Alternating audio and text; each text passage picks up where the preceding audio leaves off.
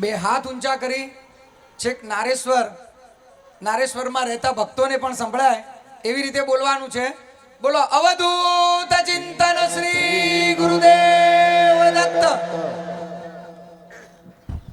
શ્રી કૌશલ મહારાજ આપણી વચ્ચે ઉપસ્થિત થયા છે. એમને એકવાર જોરદાર તાળીઓથી સ્વાગત કરી લઈએ. 2 દિવસથી સતત ભગવાનની સેવા, દત્ત જયંતિ, અને આપણે બધા જે દત્ત જયંતિ ઉજવીએ અને પછી એનું જે પાલન હોય એની વધારે ચર્ચા નહીં કરતા, પણ એમને જે કર્યું છે એ હજી આજે સવારે ઉપવાસ તોડી અને સતત વ્યસ્ત કાર્યક્રમ છતાં પણ દાદાના આમંત્રણને માન આપીને આપણી વચ્ચે ઉપસ્થિત થયા છે. ફરી એકવાર જોરદાર આપણે એમને તાળીઓથી વધાવી લઈએ.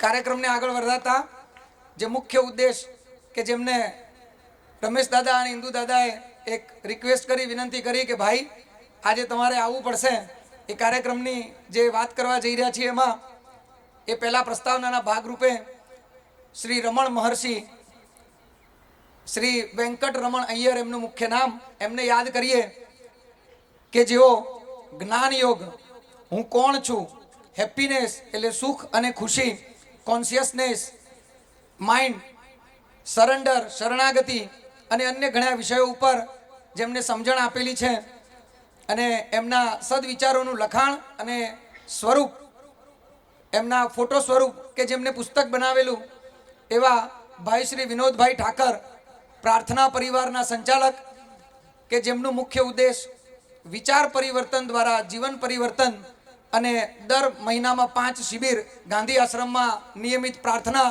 અને સરસ મજાનું આવું રમણ મહર્ષિના વિચારોનું કાર્ય જે કરી રહ્યા છે એવા શ્રી વિનોદભાઈ ઠાકર અને એમના પ્રદર્શિત કરેલા પુસ્તકમાંથી પ્રેરણા લઈ અને આજે ડૉક્ટર ઇન્દુભાઈ દવે સાહેબ એમને પુસ્તક જોયું કે આવું સરસ મજાનું પુસ્તક લખ્યું છે એટલે એમને વિચાર આવ્યો કે આપણા બાપજીનું પણ આવું પુસ્તક હોય તો કેવું.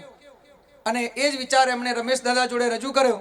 રમેશ દાદાએ તરત હા પાડી અને ડૉક્ટર ઇન્દુભાઈ દવે આ પુસ્તક તૈયાર કરવા માટે પૂજ્ય બાપજીના અલગ અલગ સ્વરૂપ, માતરથી પૂજ્ય બાળ અવધૂતજીએ પાડેલા સ્વરૂપ આપણે બધા જ જાણીએ છીએ કે કોઈ પણ બાપજીનું ઓરિજિનલ સ્વરૂપ અને જે પણ બાપજીના લીધેલા ફોટોગ્રાફ જે બાપજીની હયાતીમાં એ બધા જ સ્વરૂપ માતરની અંદર છે. તો એમને માતર મંદિરનો સંપર્ક કર્યો અને ભાઈ શ્રી વિનોદભાઈ ઠાકરને વિનંતી કરતા એમને બાપજીના અક્ષરદેહ જેવા કે ગુરુ લીલામૃત, અવધૂતી આનંદ, બોધમાલા અને એમાંથી દરેક સ્વરૂપ બાપજીના સદવિચારોનું લખાણ પસંદ કર્યું અને 101 સ્વરૂપ સાથે 101 વિચારો સાથેનો અદ્ભુત અને અદ્વિતીય એવો સમન્વય કરી અને આ પુસ્તક પૂજ્ય બાપજીનો જીવન સંદેશ ઉપરનું રંગ સંપુટ નામનું પુસ્તક તૈયાર થયું.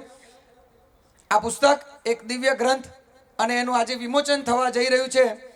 દરેક ભક્તોને પરિવાર દીઠ આ એક પુસ્તક સ્મૃતિ ભેટ રૂપે અહીંયા જે પણ શિબિરાર્થી, પારાયણાર્થી આવ્યા છે એમને આપવાનું છે. પણ પુસ્તકનું જે વિમોચન થવા જઈ રહ્યું છે તો દાદાની પસંદગી પણ એવી છે કે પૂજ્ય શ્રી કૌશલભાઈ કે જેમને પૂજ્ય બાપજીના જીવન પર ઊંડાણનો અભ્યાસ કરી ફક્ત અને ફક્ત બાપજી જ અને બાપજીની સત્ય જ હકીકતો સમાજને પીરસવાનો અદ્ભુત કાર્ય નાની ઉંમરમાં એ કરી રહ્યા છે એવા શ્રી કૌશલભાઈ દેસાઈ અને એમના દ્વારા ડૉક્ટર ઇન્દુભાઈ દવે, ઇન્દુ દાદા, રમેશ દાદા અને એમના જ્ઞાનથી ખૂબ જ પ્રભાવિત છે. તેથી આ અમૂલ્ય ગ્રંથ શ્રી કૌશલભાઈને અર્પણ કરવામાં આવ્યો છે અને આ પ્રસંગે હું કૌશલભાઈને તથા ભાઈ શ્રી રમેશભાઈ પટેલ, રમેશ દાદાને, શ્રી રાજુભાઈ પટેલ અને ડૉક્ટર ઇન્દુભાઈ દવે તથા શ્રી રંગ સેવા સદન વતી ભાઈ શ્રી પ્રદ્યુમનભાઈ પટેલને વિનંતી કરું કે આપ સ્ટેજ આગળ આવો અને આ દિવ્ય ગ્રંથનું વિમોચન કરીએ અને એ વિમોચન વખતે આપણે જોરદાર તાળીઓથી વધાવી લઈશું. દરેક મહેમાનો, મહાનુભાવોને વિનંતી છે આપ સ્ટેજ જોડે આવશો. પુસ્તક તો બહુ દિવ્ય છે પણ આ પુસ્તક પણ દાદા રમેશ દાદા અને ઇન્દુ દાદાએ કૌશલભાઈને સમર્પિત કર્યું છે. કૌશલભાઈને અર્પણ કરેલું પુસ્તક છે આ.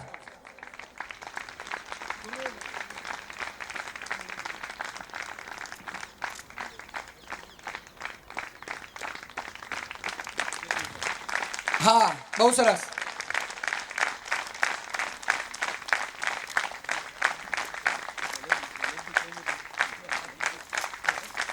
આ અમૂલ્ય ગ્રંથ જેનું વિમોચન થવા જઈ રહ્યું છે, સમગ્ર વિશ્વના રંગ પરિવારમાં બધાને પ્રાપ્ય બની થાય એ માટેનું આ વિમોચન થઈ રહ્યું છે. અવધૂત ચિંતન શ્રી ગુરુદેવ દત્ત. બાપજીને દર્શન કરાવશો.